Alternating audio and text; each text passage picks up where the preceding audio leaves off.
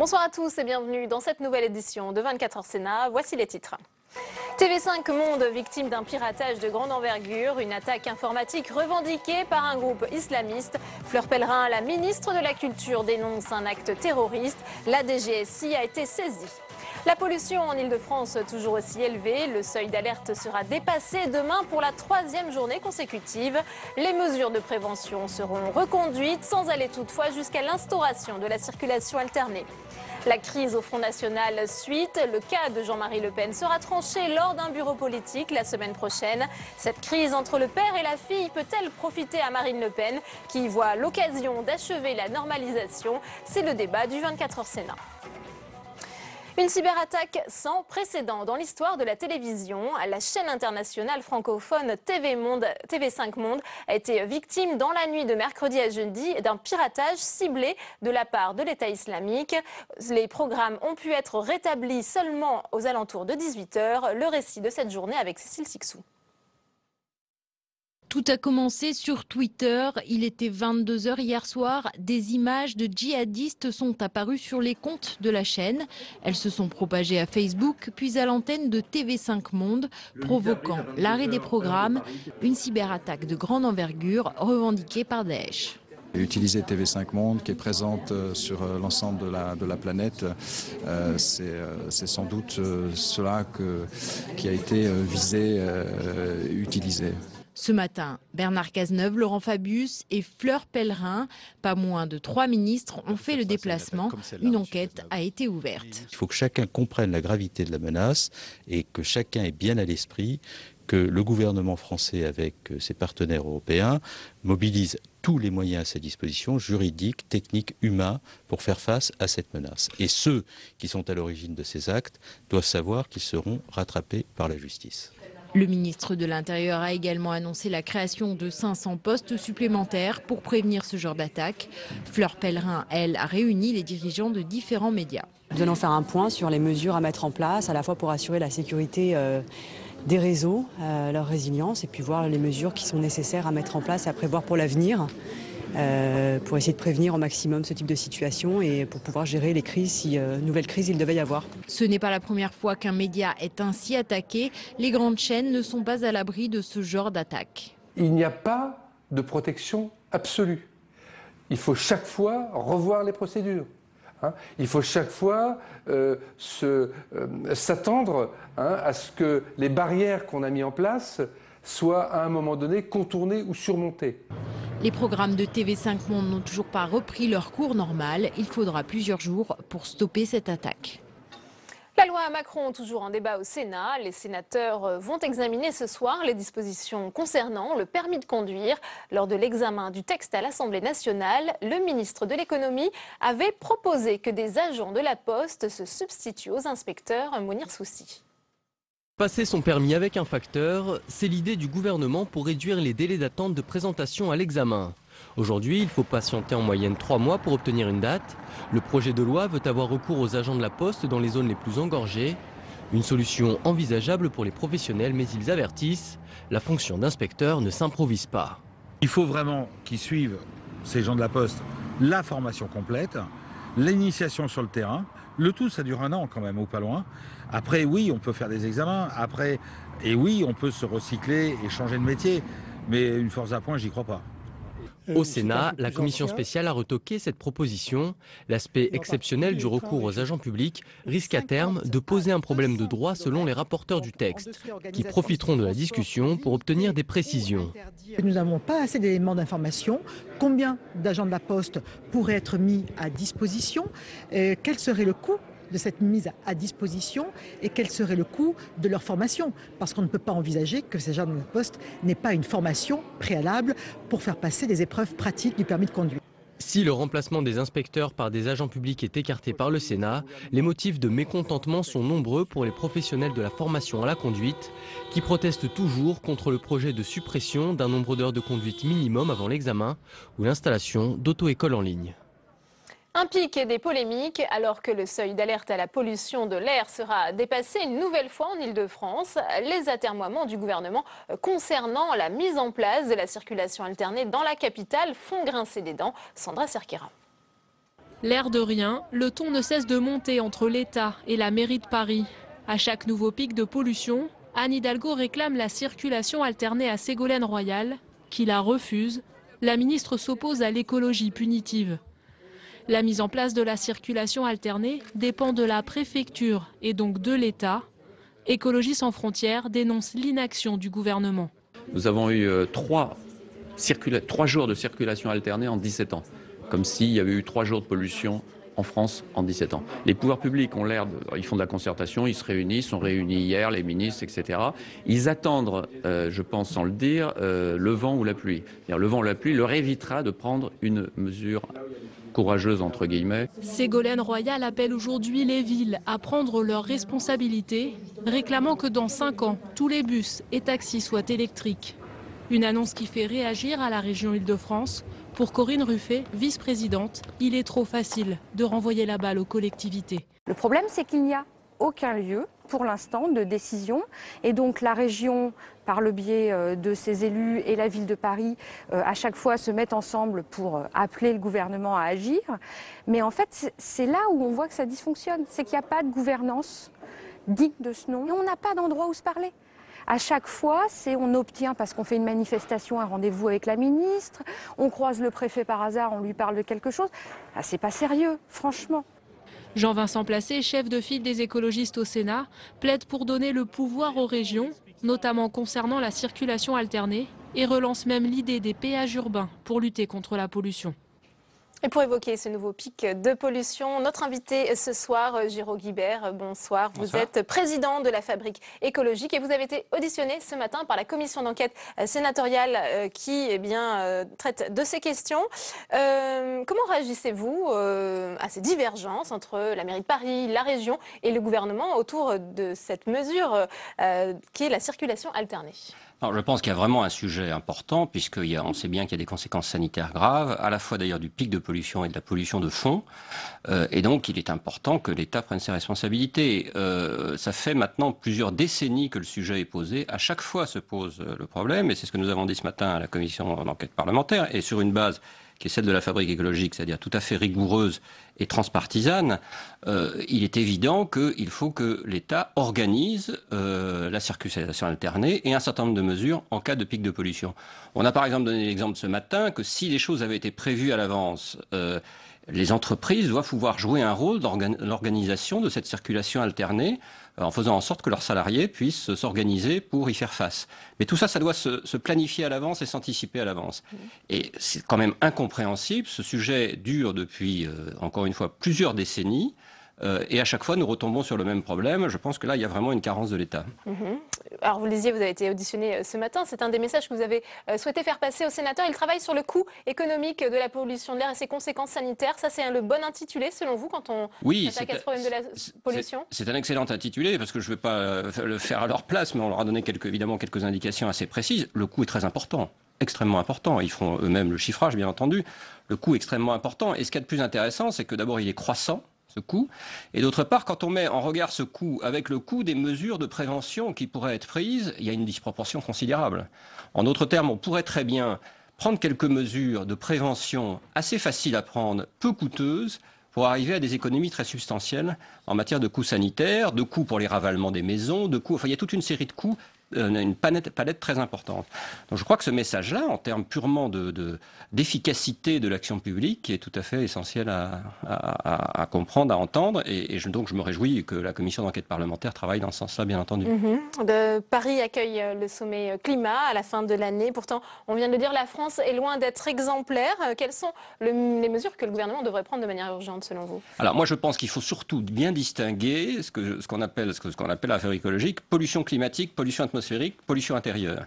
Pollution climatique, c'est les gaz à effet de serre. Pollution atmosphérique, c'est ce qu'on est en train de vivre sur la pollution.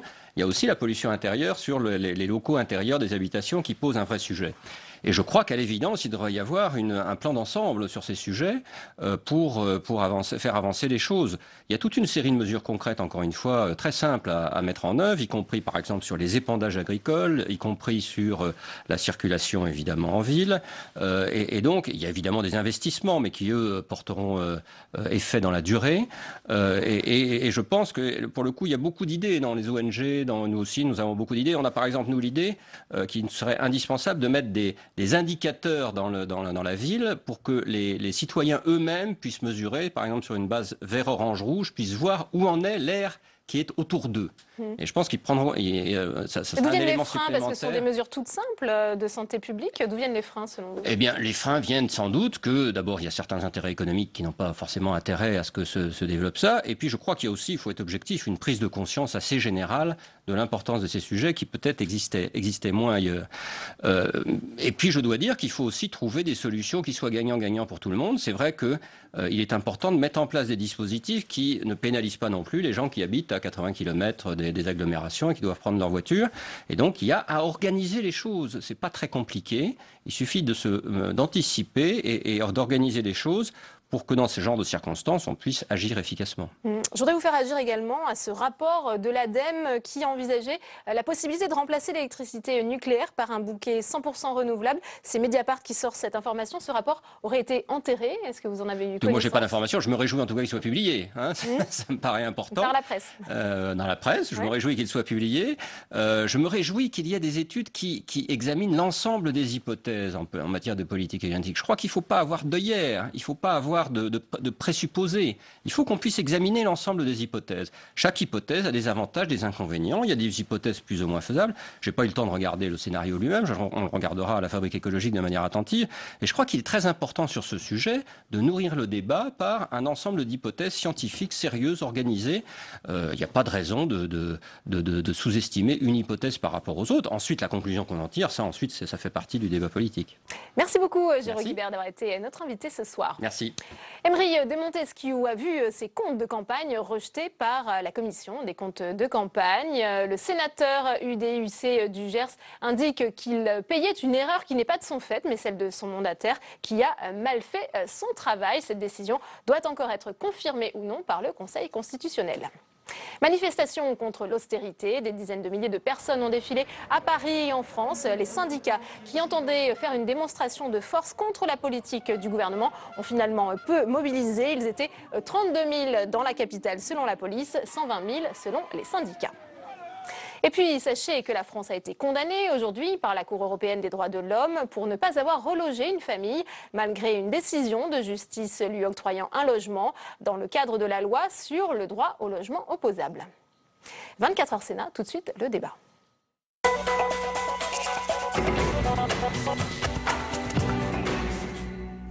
Jean-Marie Le Pen poussé vers la sortie par sa propre fille. S'il faut attendre le bureau politique du 17 avril pour connaître le sort réservé aux fondateurs du Front National, la rupture semble bel et bien consommée et pourrait profiter à Le Pen fille, toujours en quête de respectabilité. Jérôme Rabier. Pas de trêve en vue dans la guerre familiale qui agite le Front National. Et la querelle s'affiche jusque sur le site du parti où les communiqués de Marine Le Pen côtoient ceux de son père. Pas de quoi rassurer les militants frontistes, pas plus que le silence qui règne au siège du parti à Nanterre. Jean-Marie Le Pen s'est lui brièvement entretenu avec une journaliste de RTL, pour une fois encore s'en prendre à sa fille. Marine Le Pen souhaite ma mort, peut-être, c'est possible, mais elle ne doit pas compter sur ma collaboration.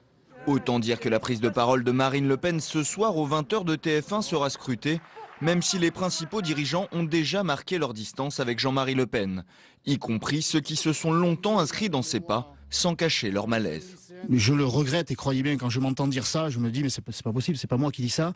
Jean-Marie Le Pen ne s'inscrit plus depuis quelques heures dans une démarche politique. Et il met en péril le mouvement qu'il a créé. Derrière cette demande de mise en retrait, c'est l'enjeu des régionales et de l'investiture en Provence-Alpes-Côte d'Azur qui est en train de se jouer. Je crois qu'il serait plus sage qu'il se retire de la compétition des élections régionales et notamment en Provence-Alpes-Côte d'Azur. Le bureau politique qui décide des investitures se réunira le 17 avril prochain et plusieurs hypothèses sont envisagées. Marion Maréchal Le Pen, Stéphane Ravier ou encore David Racheline pourraient être désignés. et affronter Jean-Marie Le Pen s'il décide tout de même d'y aller sans l'investiture du parti qu'il a dirigé pendant presque 40 ans. Et on ouvre le débat de ce 24h Sénat avec nos invités ce soir sur ce plateau. Christophe Forcari, bonsoir, merci d'être avec nous. Vous êtes journaliste à Libération, spécialiste de l'extrême droite.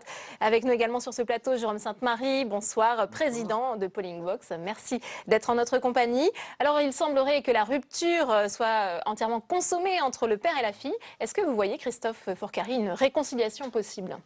Là, je ne crois pas. Je la vois même totalement impossible. La seule chose qu'ils vont devoir trouver, c'est une porte de sortie honorable pour l'un comme pour l'autre. C'est-à-dire que Marine Le Pen ne doit pas donner l'impression de commettre un parricide et Jean-Marie Le Pen ne doit pas se retrouver totalement mis dans une maison de retraite. Donc toute la difficulté pour les deux va être de sauver la face. Or vous avez en face de vous deux personnages qui ont quand même des caractères bien trempés, c'est le moins qu'on puisse dire, et dont aucun ne reculera et dont aucun ne reconnaîtra ses torts. Ce sont deux Bretons. Il fallait que ça éclate à un moment ou à un autre. Maintenant, il va falloir leur trouver que Jean-Marie Le Pen ne perde pas la face et que Marine Le Pen poursuive son chemin sans la présence de plus en plus encombrante du vieux leader. Jérôme Sainte-Marie, on imagine effectivement que ça va être très difficile pour Marine Le Pen. Il y a toujours quand même cette loyauté filiale. Elle ne peut pas s'en départir. Et on l'a vu encore récemment dans ses propos. Elle dit que ses provocations, par exemple, ne lui ressemblent pas. Est-ce qu'elle lui cherche des excuses quelque part? Je crois qu'elle est. Bon, moi, j'ai essayé de traiter ça en termes purement politiques, et non pas purement familial. Alors déjà, il faut qu'elle soit décente en quelque sorte, puisque c'est un spectacle malgré tout familial, et que la première réaction des gens, c'est de se dire bon, faut respecter ses parents. C'est aussi bête que ça. Et ça pèse fortement. Mais il y a un raisonnement quand même plus politique. Vous savez, Jean-Marie Le Pen donc a créé et a porté dans la solitude au départ le Front National, ensuite dans l'isolement médiatique, et il y a des millions d'électeurs qui ont été eux aussi isolés, enclavés avec Jean-Marie Le Pen et qui se sont identifiés à lui élection après élection. C'est pas facile pour eux non plus de faire leur deuil par rapport à Jean-Marie Le Pen. Et enfin, Jean-Marie Le Pen a son discours a un contenu politique plus d'extrême droite, mais également très fortement marqué par l'histoire coloniale française, qui plaît à des catégories entières de Français. Ça en rebute d'autres, mais ça plaît à plusieurs noyaux durs de l'électorat frontiste. Christophe Forcari, c'est vrai qu'il ne faut pas choquer les militants historiques. À la fois, certains se retrouvent encore dans le... Au sein du Front, il n'en reste... Enfin, dans l'appareil du Front, il n'en reste plus guère. En tout cas, ceux qui sont séduits, Jérôme Sainte-Marie, je suis tout à fait d'accord avec Jérôme Sainte-Marie. C'est-à-dire que quand vous allez dans une manifestation publique du FN, à l'applaudimètre, Jean-Marie Le Pen devance toujours de quelques décibels, pas énormément, mais devance toujours Marine Le Pen. Aujourd'hui, la surprise, c'est que la troisième à l'applaudimètre, c'est Marion Maréchal Le Pen. Or, dans ce concours d'applaudissements, si vous voulez, c'est autant le patronyme, Le Pen, qui est applaudi, mais aussi la figure du père. Et Jérôme Sainte-Marie a tout à fait raison. Les militants sont très attachés à la personne, à la figure du fondateur, de la grande gueule, de tête haute et main propre. Il garde un prestige et un panache sans tâche. Voilà. Jérôme Sainte-Marie, on sait qu'il y aura un bureau politique la semaine prochaine. Est-ce qu'il faut aller jusqu'à exclure Jean-Marie Le Pen? C'est absolument pas à moi d'en juger. Encore une fois, ça pose de vrais problèmes, et je pense que ce qui sera gagné d'un côté sera en partie perdu de l'autre. Alors on sait effectivement que Marine Le Pen est beaucoup plus populaire auprès de l'ensemble des Français, 2 fois plus à peu près que ne l'était son père quand il était le plus populaire, quand il avait atteint à peu près 20%, mais il n'a jamais vraiment dépassé cela en termes de popularité.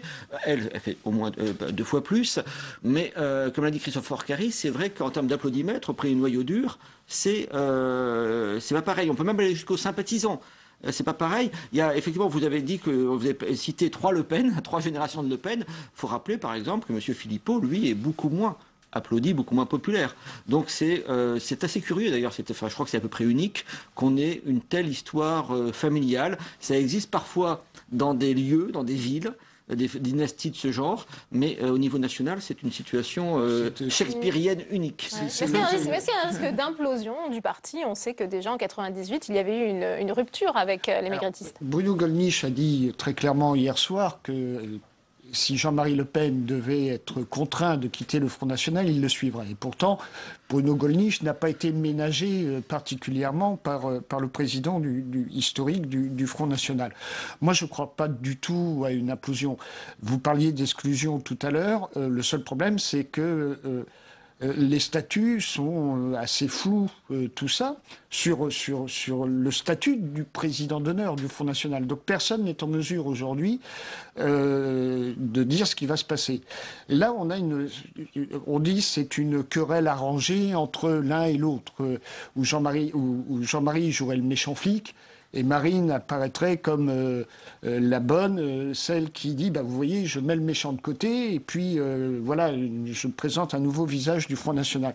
Je crois que c'est pas du tout ça. On cherche un storytelling là où il n'y en a pas. Jean-Marie Le Pen a juste réaffirmé haut et fort dans un florilège détonnant ce qu'il a toujours pensé, c'est-à-dire le vieux fond de l'extrême droite française, qui n'est pas du tout celui de sa fille, parce que ce n'est pas sa culture, parce que ce n'est pas sa génération.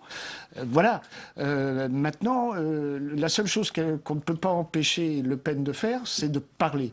Et plus vous lui direz « tais-toi », plus il l'ouvrira, comme il l'a toujours fait, sans jamais se renier, sans jamais se reculer. Donc, effectivement, elle a un problème. Mais en même temps, elle ne peut pas commettre, comme nous le disions au départ, et comme le disait Jérôme Sainte-Marie, elle ne peut pas commettre un meurtre. Ça serait très mal vu. Est-ce qu'il pourrait se présenter seul au régional, sans l'investiture de son parti, Jean-Marie Le Pen?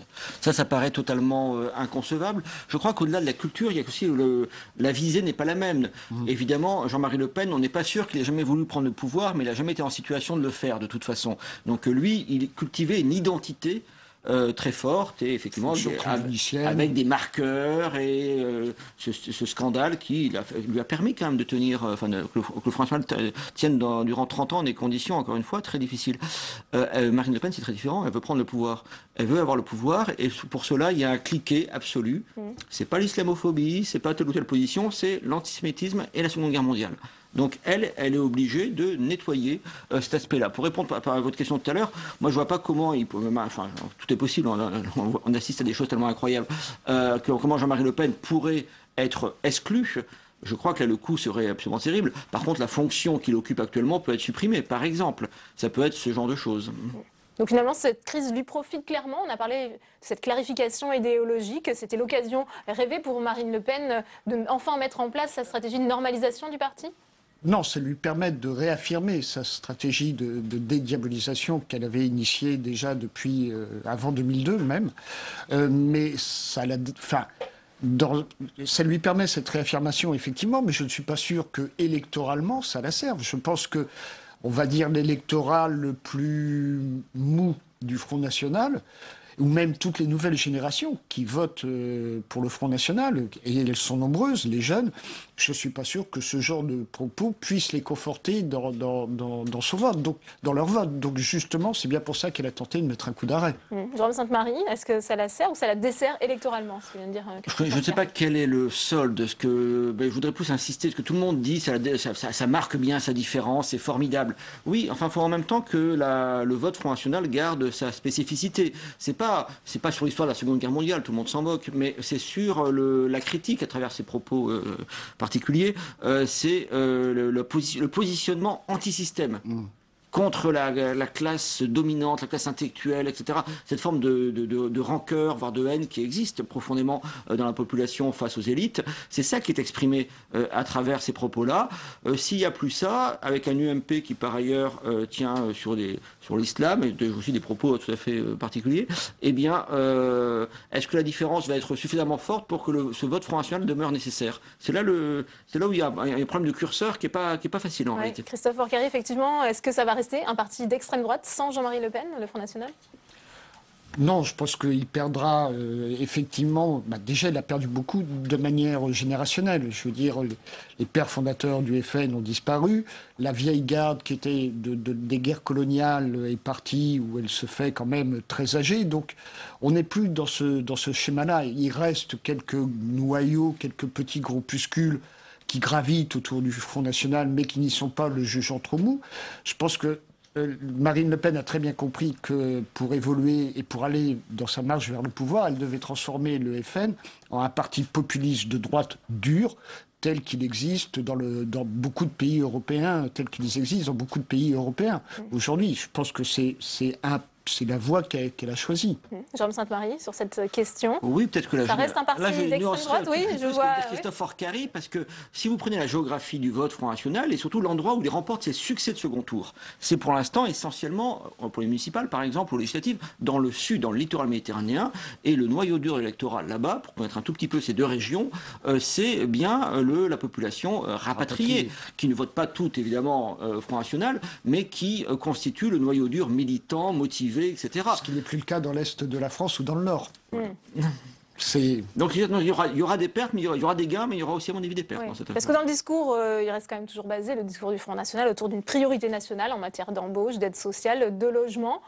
Mais ça, je veux dire, la colonne vertébrale du Front National s'articule autour de la préférence nationale. Alors, Marine Le Pen a choisi de la rebaptiser en priorité nationale, mais si vous supprimez ça, vous supprimez ce qui fait le socle même de ce parti. Donc il n'y a plus rien. Donc, là, il n'y aurait plus rien. Donc non, ça restera toujours sur les mêmes fondements idéologiques, sur la même base doctrinale qui date maintenant depuis 1972. On parlait de cette histoire de famille, il y a aussi la nièce Marion Maréchal Le Pen. On sait que pour l'instant, elle n'est pas encore sortie de son silence. Est-ce qu'elle va se présenter contre son grand-père au régional en PACA? Qu'en pensez-vous, Christophe Forcari? Contre son grand-père, certainement pas. Parce que d'abord, l'attachement entre la petite fille et le grand-père est très très fort. À la place de son grand-père. À la place, oui. Il est fort possible, mais évidemment, elle commence à avoir une implantation locale forte. Elle a affirmé des positions qui sont, somme toute, plus à droite que celles de sa tante, de l'actuelle présidente du Front National. Donc, si Le Pen n'a pas l'investiture, comme le bureau politique devrait vraisemblablement en décider ça sera la seule sanction, entre guillemets 17, ça sera déjà une sanction forte. Vous privez quand même Le Pen de la pire chose qui puisse lui arriver, c'est-à-dire d'une tribune. Voilà, Jérôme Sainte-Marie disait que Le Pen n'avait jamais été en capacité de prendre le pouvoir et que peut-être il ne l'avait pas voulu, mais en tous les cas, ce qu'il a voulu et ce qu'il a toujours incarné tout au long des 40 années qu'il a passé à la tête du Front, c'est cette fonction tribunicienne de dénonciation. Le privé de tribune, c'est vraiment lui porter un coup très dur. Alors sur le rôle de Marion Maréchal Le Pen dans cette rupture familiale entre père et la fille. Puisqu'on est là à traiter les affaires de famille, Marion Maréchal Le Pen permettrait justement... C'est une solution de compromis pas mal. D'une part, il y aura le nom Le Pen pour les électeurs du Front National, elle a une image plus dure. Et enfin, elle peut apparaître pour le grand-père un peu comme la rivale future de la fille. Donc ça peut être aussi la revanche. Voilà. Je voudrais juste insister sur le fait que, vous savez, Marine Le Pen propose parle de préférence nationale et propose une vision nationaliste en quelque sorte de la société. Le père, notamment en région PACA, il proposait une vision qui est davantage ethnicisée. Et c'est ça qui plaît aussi. Ne l'oublions jamais, c'est aussi derrière beaucoup de gens en PACA, autant de préférence nationale, mais qui comprennent préférence ethnique. Eh bien, merci à tous les deux d'avoir été les invités de ce débat. Regardez, on a posé la question à notre partenaire l'Obs, aux internautes. Faut-il exclure Jean-Marie Le Pen du Front National? Eh bien, c'est partagé. Les internautes ont répondu oui à 54%, non 36%, ne se prononce pas 10% sur 218 votants. Merci messieurs. Puis cette dernière information en ce qui concerne le conflit à Radio France. Fleur Pellerin a nommé un médiateur. Il s'agit de Dominique Jean Chertier. C'est la fin de cette édition. Merci à vous de l'avoir suivi. À 22h, vous retrouvez Sonia Mabrouk. Très bonne soirée à tous.